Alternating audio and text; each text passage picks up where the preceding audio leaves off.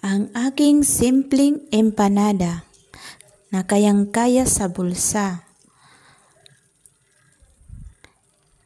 Lahat ng ingredients nito ay makikita mo lang sa iyong kusina. Meron tayong sibuyas.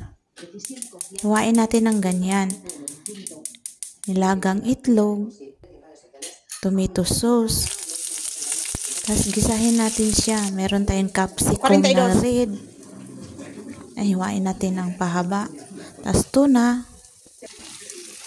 Gisahin lang natin siya. Tapos yung itlog ihalo natin.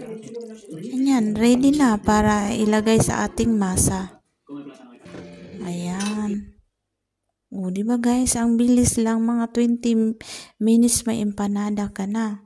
Tapos pahiran natin siya ng itlog, yung binati nating itlog, pahiran natin siya para pag i-oven natin, pag naluto siya, shining siya. Yan, pag wala kayong oven, pwede naman sa kawali. Lagyan mo lang ng screen, takpan mo, may empanada ka na. O diba guys, may pang treat na tayo. Wow, yummy.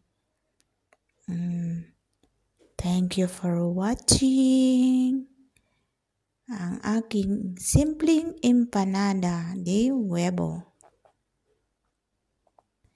Empanada sa itlog. Ganyan lang.